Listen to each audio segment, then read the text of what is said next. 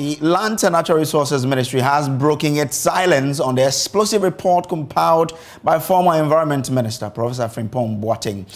Professor Frimpong Boateng was the chairman of the Interministerial Task Force Against Illegal Mining set up by the President himself. Now, in 2021 report to the President, which has just been leaked, he named senior government officials he accuses of active involvement in galamsey or illegal mining. Now, for the first time since the report was leaked, we are hearing from the Land and Natural Resources Ministry.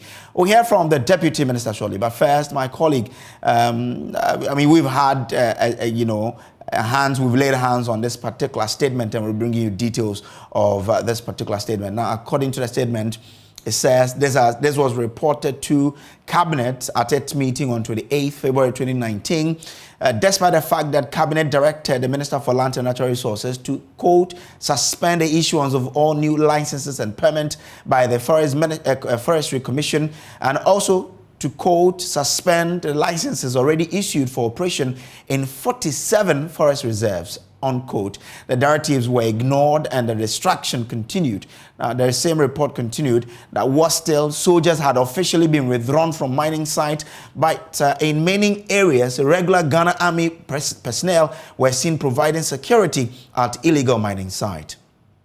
Galamstop is a powerful tool to strengthen the regulatory agencies. Unfortunately, the Forestry Commission refused to use it, and the Minerals Commission approached it half-heartedly. It still remains an important tool for anyone who wants to achieve lasting results in managing the small-scale mining sector. The report again touches on some individuals who were involved in the galamsey menace, and he names Sir John. Now, in the report, he says, although it was worrying, I was not surprised that the Forestry Commission did not migrate onto the Galamsey platform. Mr. Kwajo Owusu-Afriye, aka Sir John, was actively giving out timber concessions, even in forest reserves, for logging. He also gave forestry entry permit to mining companies, both large and small scale, including those of foreign nationals, for prospecting activities at a time when the President had put a ban on that activity. He continues to say that through Sir John, we amended it a bit, but Sir John had Chinese gangs doing mining on his behalf. The issue about rosewood exploitation is something that is beyond the scope of this report. The report again says that, I remember that at the meeting with in the conference room of the President, I told the President in the presence of Sir John that the greatest danger to the forest of Ghana was Sir John. Now, he also talks about the challenges the committee faced. Now, he says, apart from the ministers for sanitation and local government and rural development, all the other ministers abandoned the committee. To make matters worse, the chairman was personally attacked, vilified, and framed for things he had not done. Such assault came from many people, including some of the ministers who effectively left the committee. Now, he says it is on record that the activities of some senior members of the MPP accounted for the anger at community levels. A former MP exemplifies such individuals. Now, he used his position as a member of an important institution to acquire several dozens of large-scale concessions in his district, ostensibly for community mining purposes. But he again continues to say that he ended up selling these concessions to private individuals, including party members, for 200,000 cedis per concession. This infuriated the party in the constituency. So during the 2020 primaries to select a candidate, the electorate voted against him, the sitting MP, who was more resourced than any other candidate. Now, he talks a lot more about all of those things. But tonight, Deputy Land and Natural Resources Minister George Mrekuduka has been speaking with my colleague Raymond Akwa in a yet-to-be-aired interview on our front. You must have certainly seen the Prof Frimpong Boateng report to the President on Galamsey. You should be shocked by it to the bone, that 6-page report. You have seen it, right? To be frank and candid, I haven't read. Oh, really? I have read excerpts. Okay. But I haven't gone through all the because of time. No, but you know what it suggests, right? There's a quote I want to put from it. It says, I can state without equivocation that many party officials from national to the unit committees level had their friends, PAs, agents, relatives, financiers, or relatives engaged in illegal mining. Professor Frimpong Boateng is a Ghanaian. Yeah. He served in high authority.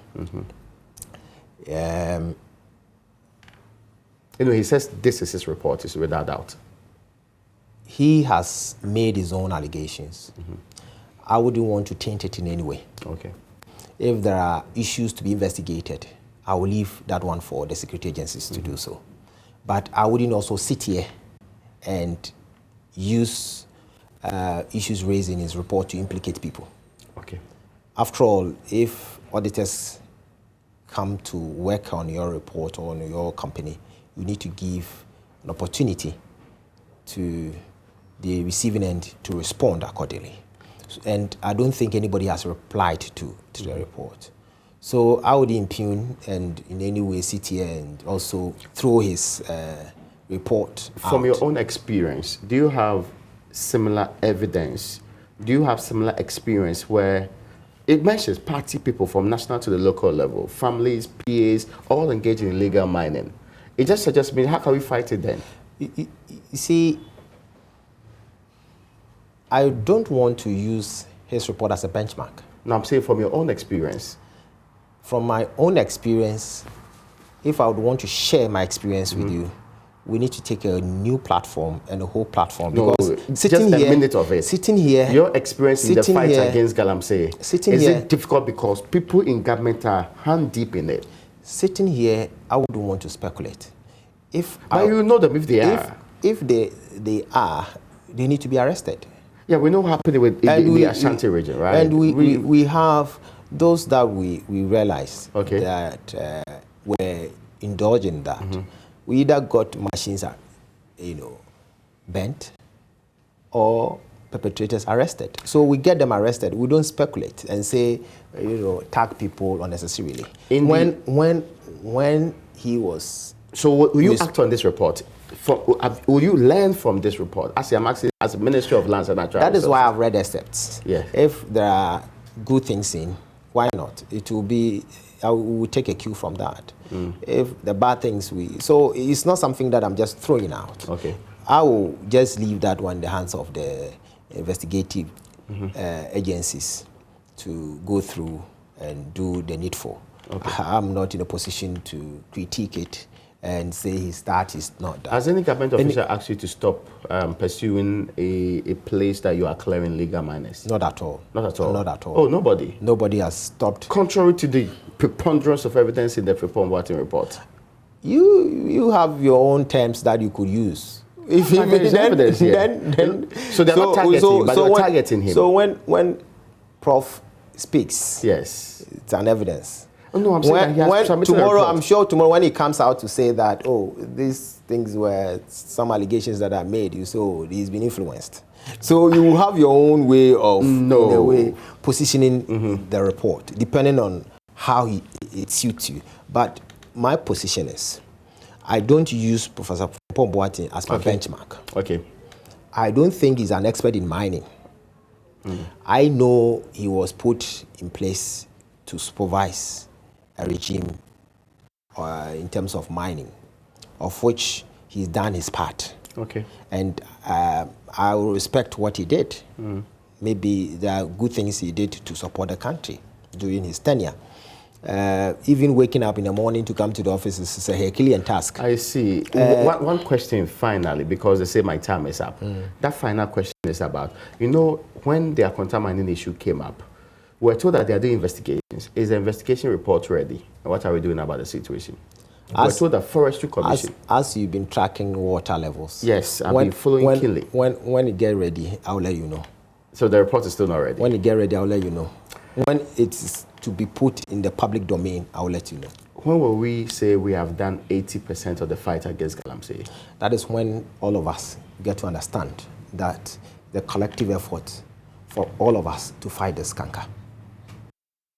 Now, the fate of Collins Norma remains uncertain as the board of the Ghana Water Company has yet to make a decision on his appointment. Now, the board was scheduled to meet earlier today to decide on his nomination after President Akufo-Addo appointed him for the deputy managing director position.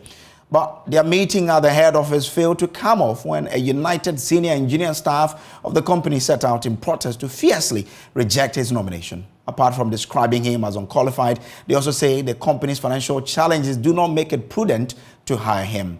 My colleague Mamiesi Thompson has more in this report.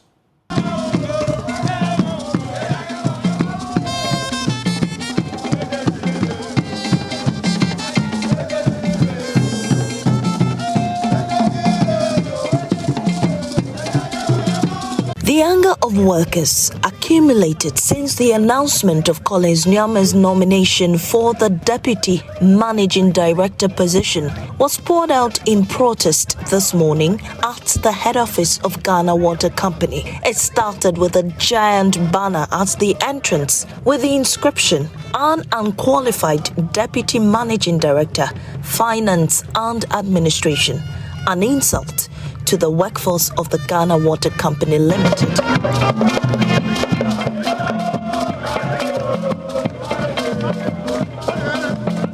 Armed with placards with various inscriptions, the message was clear that the workers simply did not want Collins Nyama to set foot in the company. We believe it's a position that should be filled with people with both the technical and institutional knowledge of our operations.